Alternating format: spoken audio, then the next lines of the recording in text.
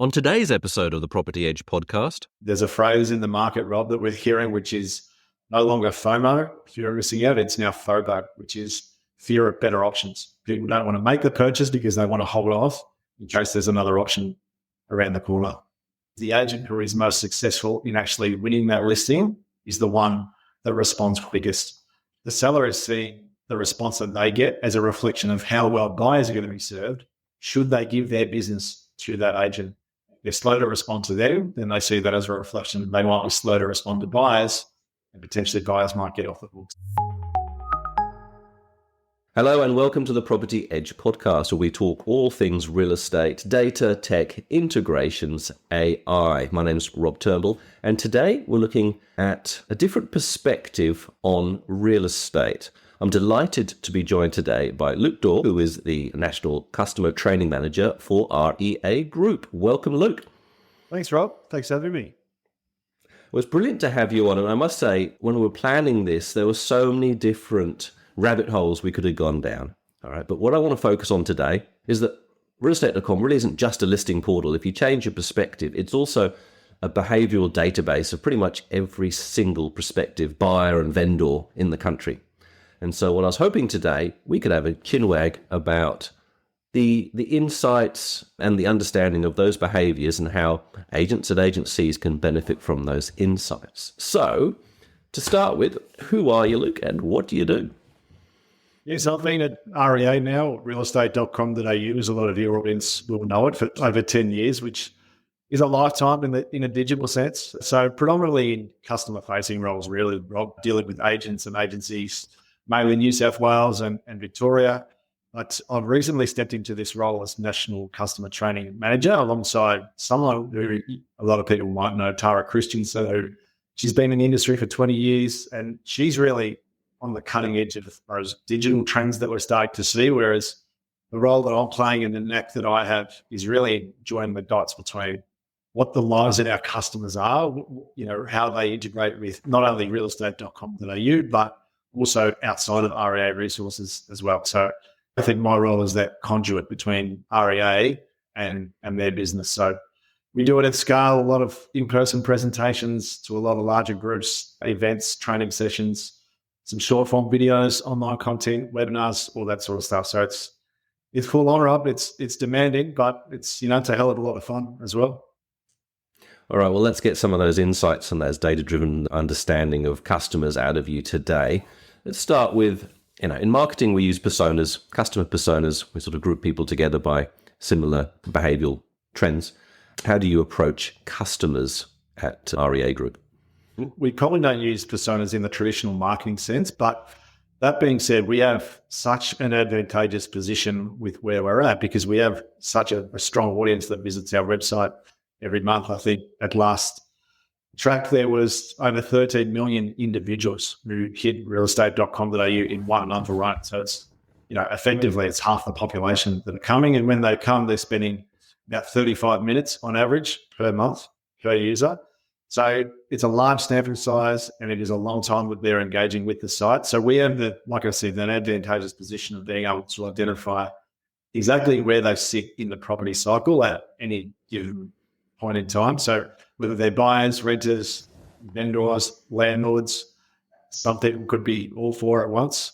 We can identify those trends and where those people are at and then impart that knowledge back to your audience, the agents. So to give an example, like we have on average every month, there's 40,000 buyers who come to REA and they tell us, yes, I was the successful purchaser of this specific property. So what we can then do off the back of that is reverse engineer all of their behaviors and all of their patterns that they've had on REA.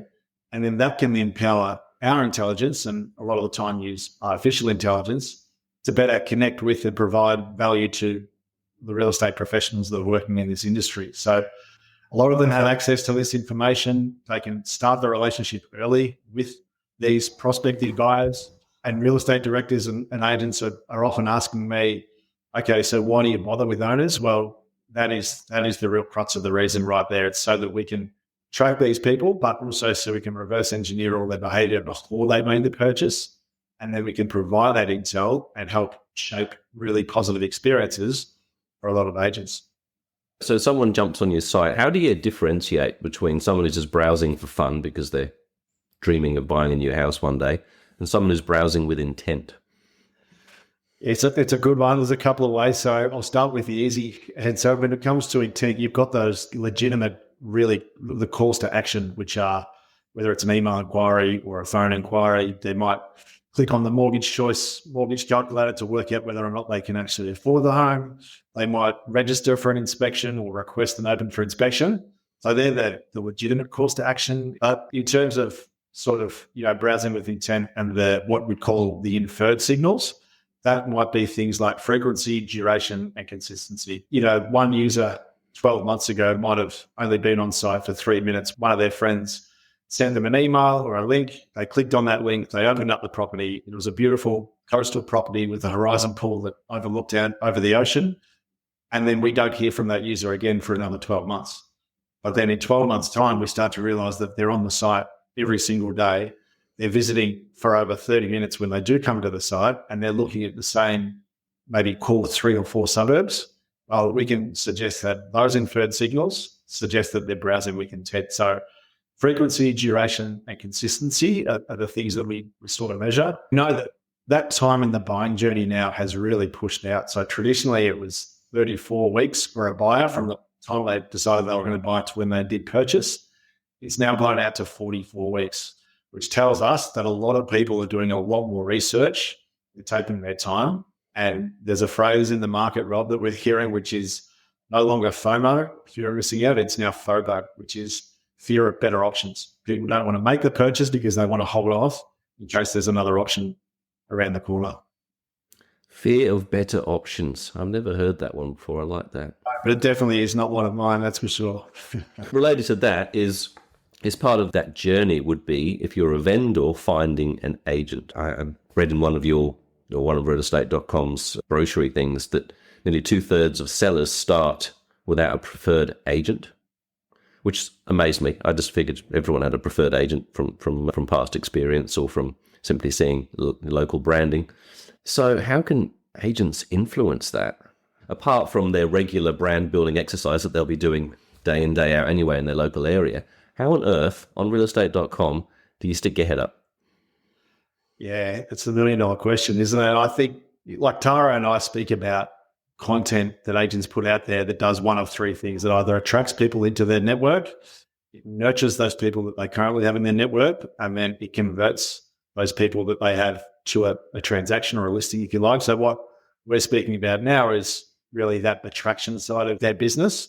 I think the first step and the most crucial step in attracting is identifying exactly who these people are, which unless you've got a microphone tapped under people's kitchen benches in every house in your market, it's pretty hard, right? It's hard to do that. But we do have tools at REA that can help agents with that. One of which is that if a buyer sends through an email inquiry, they can also identify whether they are looking to sell.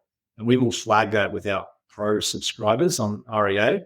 So although they might not have necessarily proactively reached out to sell just yet, they're indicated that they're looking to sell. So first step is to identify who those people are, which is the most crucial one.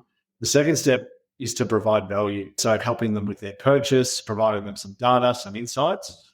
But it could be as simple as, if you live and operate in the same community, are your kids in the same netball group? And are you going to that netball game every Saturday morning? Do you want to help out with the scoring? And then the third step is to convey what a lot of marketers refer to as the unique value proposition. And I like to use the word superpowers.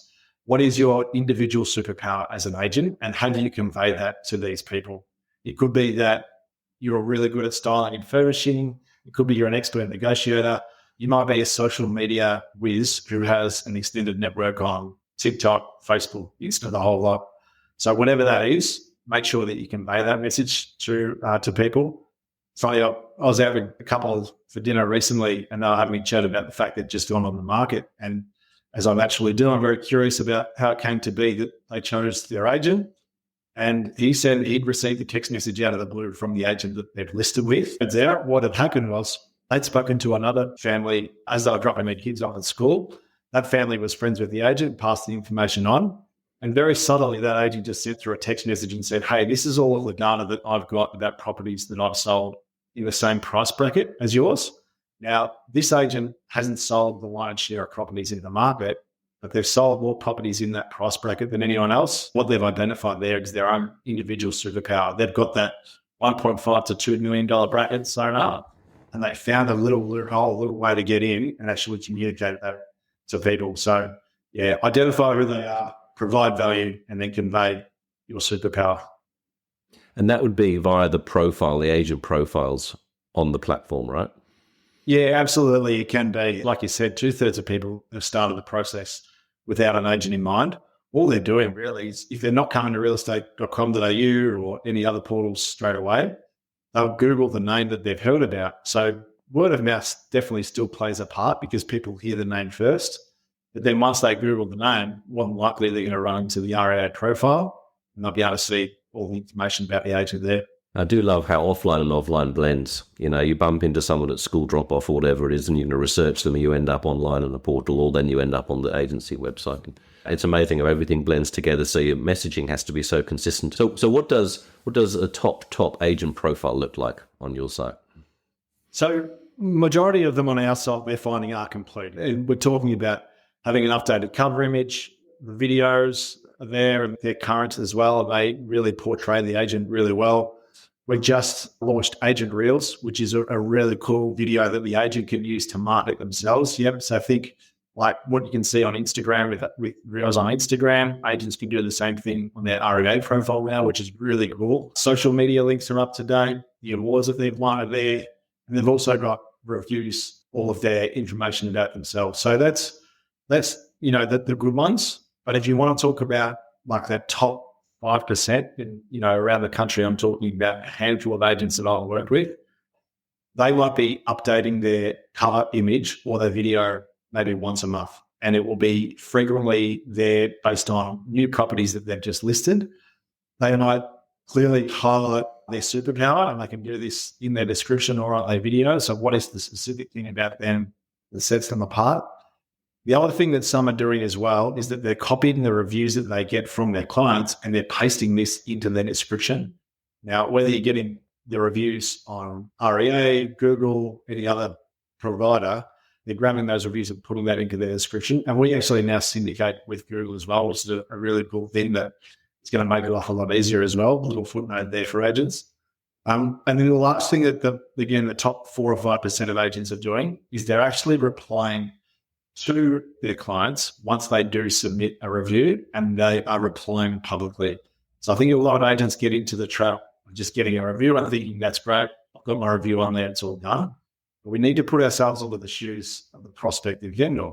And what they're doing is that they're looking at these reviews as social proof. An agent is responding to people after they've submitted a review.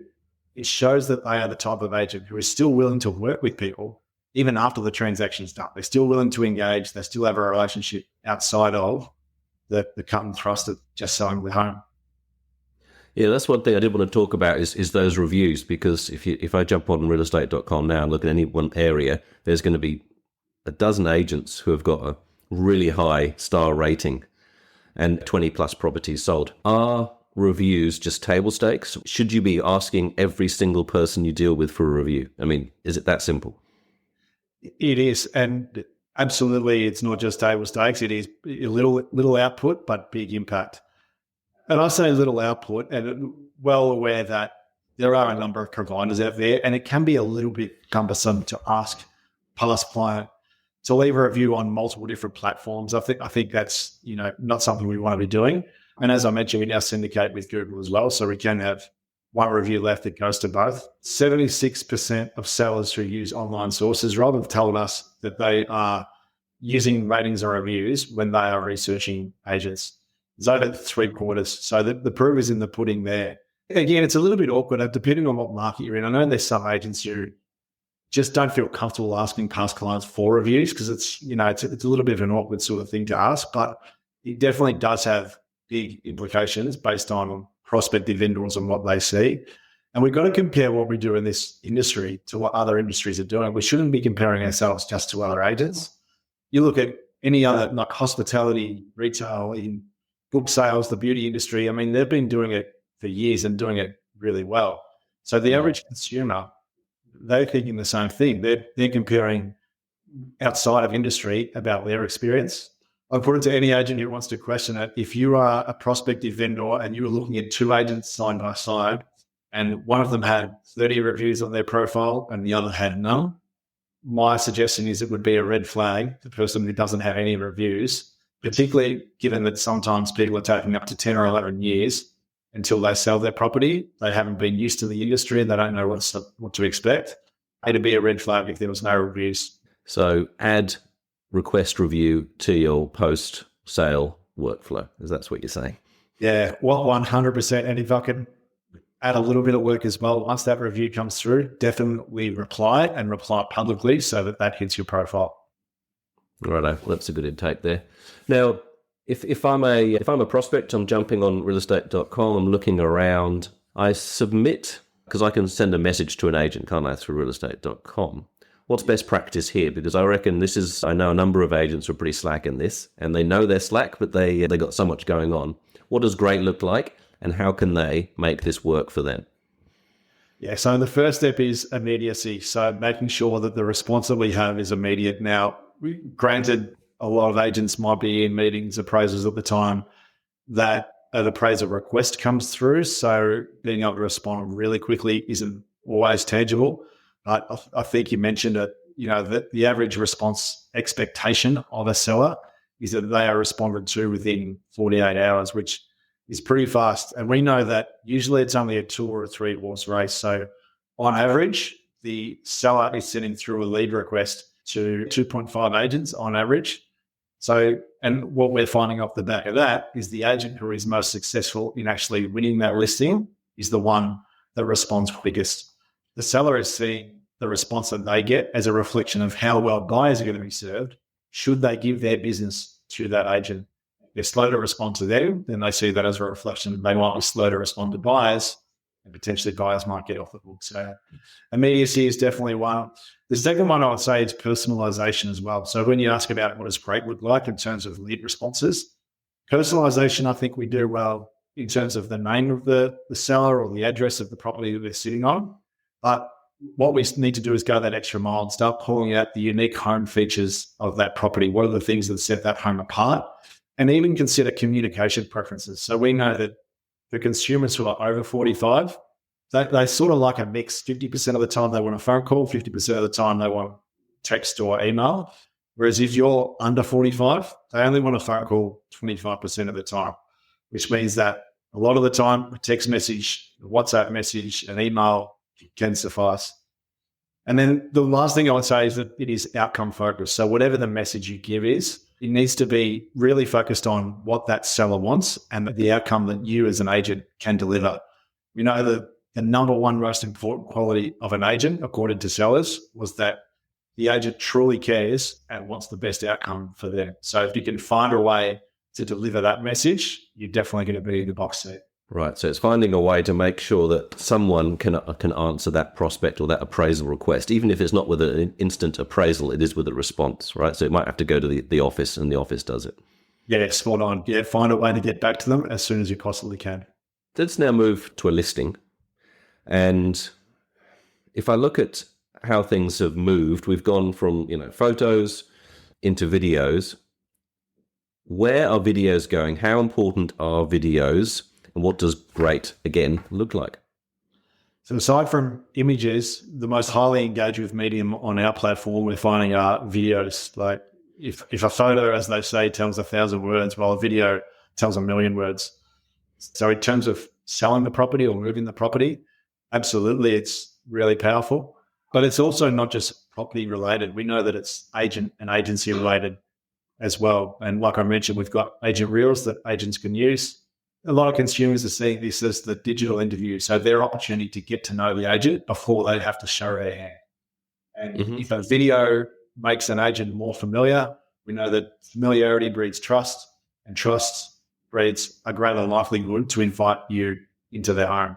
So it's uncomfortable. I get it. Like a lot of agents struggle with video, but if you can find a way to do it, it definitely has impact. And there's some ways that you can get around it too, so it isn't so uncomfortable, like even things like an interview, like this sort of style can sometimes disarm the feelings that a lot of people have of nervousness. Even voiceovers can be really important. So if you don't want to put your face on there, have a voiceover over the top of a property walkthrough or whatever it might be.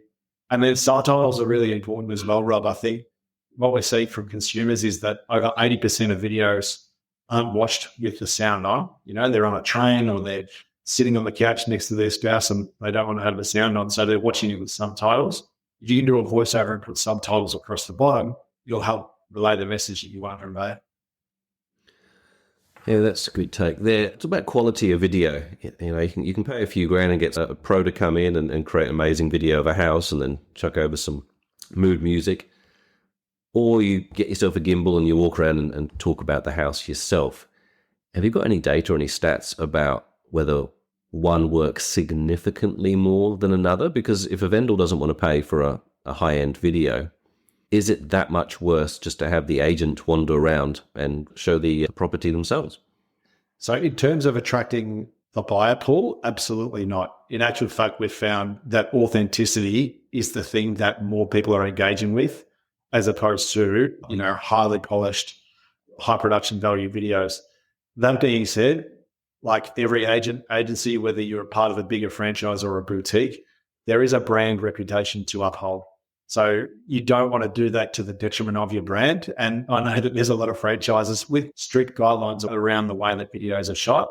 I think if you can still do that and maintain the authenticity of the message, then that'll go a long way. I feel there's some agencies that actually invest some of their own money into those videos, and it's well worth it because the production value increases enormously, doesn't it? Yeah, absolutely they do. And I know, like I said, we've got a captive audience. There's like real estate is an industry that whether you are selling or buying or neither of those things, people are so captivated by it. They want to know, they want to sticky beak about the property around the corner, what they sold for. So agents have this captive audience at their fingertips that they can engage with. It's not like you need to go out and find this audience. People are genuinely very keen to know about what's happening in the market. Yeah, well, so what's happening next in this space? Photos, videos, long descriptions. How else is realestate.com going to help vendors market their property and help buyers understand the unique nature of each of those properties?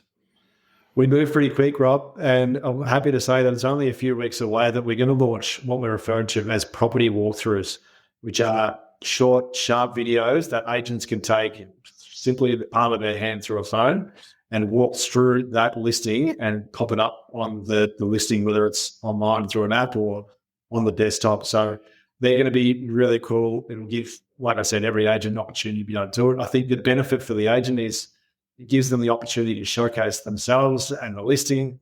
For the vendor, it's a really dynamic view of the property that you can't necessarily get through just photos. And for the buyer, it's a more realistic representation of the home. So I think everyone wins with the fact that, we're launching these property walkthrough videos from the 1st of July. Righto. Okay. Well, there's something new. Let's talk about ads now. There's the pay-to-play space. Do properties that rank the top of a list, do they sell better? Is there data to back that up? Now, you're probably going to say yes because you want agents to spend their money with you, right? But if I'm looking for a property in suburb A and you're constantly showing me one in suburb C, am I going to suddenly start looking at that property? Or if I look at it once and you keep showing me that property, am I going to end up buying it? What does the data show? So I will talk to the data because without the data, I'm just another person with an opinion. And the data tells us that, yes, both of those categories are correct. So when you refer to at the top of the search results, what we refer to with that is the Premier Plus listing, which is the premium, the best option that you have in terms of listing. We know, and we've had this in market for a couple of years now, so across tens of thousands of listings, so there's a really large sample size. We know that Premier Plus listings will sell 12 days faster than a normal Premier listing, which is the tier below. Now, part of that listing package as well is that the vendor and the agent have the ability, once within the campaign, to push a button and push that property back to the very top of the search results, right? So when a consumer does a search, it sits at the very top. Now, they can only do that once within the campaign. But the week after they do that, what's called a listing bump, after they do that listing bump, we see 105% more page views in that week following. So twice the amount of page views. And we know that Premium Plus listings, as a result of getting more page views, they get 20% more inquiries. So generally speaking, more inquiries means more competition, and more competition means a higher sale price. So the pay-to-play space does work. Yeah, absolutely it does. And to touch on the other, part you mentioned, if you're in a different suburb and you're being enticed with other properties as a buyer, does it actually entice you to view them? We know that there's like the active audience who are proactively coming to the site and they've got their core 3 or 4 suburbs that they're looking at. But then you've also got that passive audience who aren't necessarily as proactive, but if the right option came across to them, then they would be willing to engage. Now, whether or not that person is the eventual buyer or not is kind of irrelevant. All that the vendor is concerned with, the agent is concerned with, is getting the highest sale price. There's no buyer in the land who wakes up in the morning, Rob, and says, yeah, you know what, I'm going to pay $150,000 above market value for this property. And yet a lot of buyers end up doing that. And the reason they do that is because of the competition that it drove them to actually drive that higher sale price. So absolutely, out of area marketing definitely works to create competition, and the competition creates the higher sale price. Right. I want to talk to you about AI now. Every single company in the world is playing, dabbling, or not, but pretending they are. What are REA Group doing, and what's going to benefit agents and agencies in the near future? I'll start with what REA is doing in this space to start with. And the first is that we're delivering a more personalized experience to our consumers who come to our app and to our desktop device now. And what I mean by that is, if you think about the way that Netflix or Spotify will tell you, Rob, what sort of music you might be interested in or what TV shows you might be interested in when you come, we're preempting the types of properties that consumers might be interested in based on their search. We're preempting the types of agents they might be interested in based on their search as well. And we're giving a homepage experience that you literally have hundreds, thousands of different iterations based on what that consumer's previous experience might be. So we're definitely playing in that space. I mentioned before the fact that we reverse engineer when someone claims that they've purchased a property. So we can also provide data to agents, and this starts to blend into our agents using it really well. But we can provide data to agents that suggests that as a consumer, this person is at the late stages in terms of being ready to buy or ready to sell, and their propensity to want to buy or propensity to want to sell is a certain score out of 10. And that, again, is based on their behavior on our website. So a lot of artificial intelligence that powers that to get those results through to agents. But then, there's things that are a little bit rogue that agents are doing as well that work really well. One of those is the conversation that they have to have with vendors midway through a campaign that might not be going so well. If they need to have a conversation with that vendor about reducing the price, what I'm finding they're doing is they will go to, whether it's our comparable market analysis report or any data, and they'll just copy all of the data. They will paste it into ChatGPT or whatever they're using and say, can you use this data to craft a price reduction conversation for me to have with this vendor of this property at this address? And it's spitting out the most polished, diplomatic responses, and whether it's letters or conversations that they can then go and have with their vendors, that's making them look like absolute experts, I think, which is a really cool way to do it. And it means that, again, the conversation is backed on data and it's backed on fact, as opposed to just being the agent's opinion that we need to reduce the price of the property. In the future, I know agents and agencies are concerned AI is going to become more and more of a customer touch point, taking away the face-to-face. How do you see this playing out? Is there a point where people want that personalized touch? I mean, realestate.com is a listings portal, is impersonal. How can you make that more personal? And you're saying that the AI now is driving a lot of the content, the dynamic content that customers do see. How else can you see this rolling out over the next few years? A really open-ended question for you. No, I like it. I think that it's going to help really to preempt the types of consumers you might be ready to list. I think, which, again, if you're a consumer, you're a little bit nervous about that because you're thinking, okay, how do people know about this? But I think it's going to help agents connect the dots there to those consumers who might be ready to list. I also think that based on trends, we're going to be able to provide better economic predictions about properties, what the property is going to cost or how much it's going to make that buyer is really, still the most important thing when they're looking to purchase. So I think it's going to help agents have, better conversations around economic predictions as well. But I also think it's going to help them to cherry pick the right buyers. I think there's a lot of, call it peripheral noise or peripheral work that agents have to do at the moment to try and find that right buyer. I think AI is definitely going to help them cut through to the chase and get the person that they need to get the deal done and start negotiating a lot earlier and negotiating, more importantly, with the right person. So in a nutshell, yeah, absolutely, personalization is here to stay, and I think it's only going to enhance it with AI. And I think it's going to fast track their ability, as in the agent's ability, to have the right conversations at the right time with the right people, as opposed to a lot of wishy-washy, tie-kicking conversations. Yeah, that's fair. That's a fair point. And I think that's a brilliant point also to end it there, Luke. This has been a really fascinating conversation. There's so many different little segues we can take when it comes to this, but you've really created some value here, showing people how they can improve their own performance in realestate.com, but also just generally. I've learned a lot about how you review and understand customers and how you reverse engineer things, which I think is really valuable. And, as our industry evolves, realestate.com will continue to be a giant in it. And it's brilliant to see how many tools that realestate.com is putting out there to help agents list and vendors list their properties and really get the best price possible. So thank you so much for your time today, Luke. My pleasure, Rob. Thanks for having me on. And thank you to all our listeners and viewers if you're watching us on YouTube. Thank you again for watching the Property Edge podcast. Do stay tuned for more episodes. Head to the Property Edge website for more information. Until the next time, bye-bye.